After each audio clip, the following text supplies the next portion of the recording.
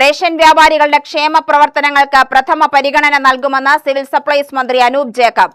Ration dealers അസോസിയേഷന്റെ നേതൃത്വ പരിശീലന ക്യാമ്പ് ഫോൺ സംഭാഷണത്തിലൂടെ ഉദ്ഘാടനം ചെയ്ത് സംസാരിക്കുകയായിരുന്നു മന്ത്രി.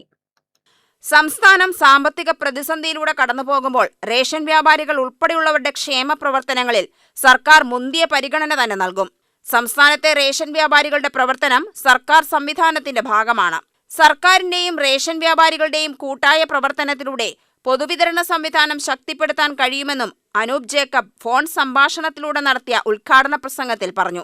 വടക്കഞ്ചേരി ഡയാന ഓഡിറ്റോറിയത്തിൽ സജ്ജമാക്കിയ KT തോമസ് നഗറിലാണ് നേതൃത്വ പരിശീലനം നടക്കുന്നത്.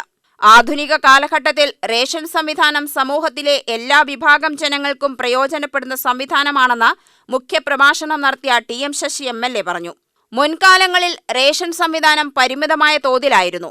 ഭക്ഷ്യധാന്യങ്ങൾ സ്വയം ഉൽപ്പാദിപ്പിക്കുന്നത് മേന്മയായി കണ്ടിരുന്ന കാലഘട്ടത്തിൽ നിന്നും റേഷൻ കട പൊതുവിതരണ സംവിധാനത്തിന്റെ ഭാഗമാകാൻ എല്ലാ ജനങ്ങളും മുന്നോട്ടു വരുന്നത് പൊതുവിതരണ സംവിധാനത്തിന്റെ കുറ്റമറ്റ പ്രവർത്തനത്തിന് തെളിവാണെന്നും TM ശശി MLA പറഞ്ഞു.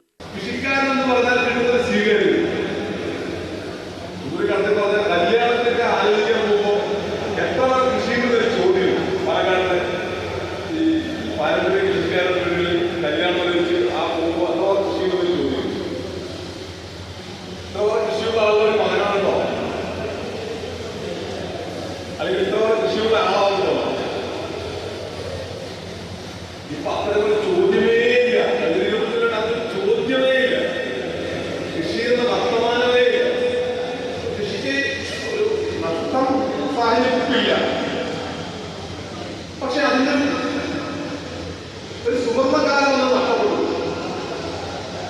ഞാനിപ്പോ നഷ്ടപ്പെട്ടു എന്നത് ഇപ്പൊ പൂർണ്ണമായി റേഷൻ വ്യാപാരികൾക്ക് അത്തരത്തിൽ പൂർണ്ണമായി നഷ്ടപ്പെട്ടു എന്ന അർത്ഥത്തിലല്ല ഞാൻ പറയുന്നത്. പക്ഷേ ഒരു 25-30 വർഷം മുമ്പ് റേഷൻ കട നടത്തിപ്പുകാർക്ക് സമൂഹത്തിൽ കിട്ടുന്ന ഒരു സ്വീകാര്യതയും അത് നിങ്ങളായിട്ട് പുറപ്പെടുകയാണ്.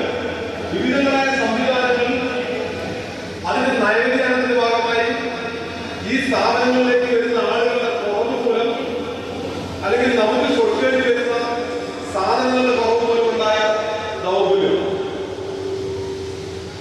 അത് പരിഹരിക്കണം. പരിപാടിയിൽ സംസ്ഥാന പ്രസിഡന്റ് ജോണി നെല്ലൂർ അധ്യക്ഷത വഹിച്ചു. അസോസിയേഷൻ സംസ്ഥാന general secretary A. Krishnan, secretary Muhammad Ali, N. Muhammad Ali എന്നിവർ പ്രസംഗിച്ചു. സെമിനാർ, ചർച്ച, ആദരിക്കൽ, വിവിധ വിഷയങ്ങളിൽ ക്ലാസ് എന്നിവയും ഉണ്ടായിരുന്നു. UTV news, Palakkad.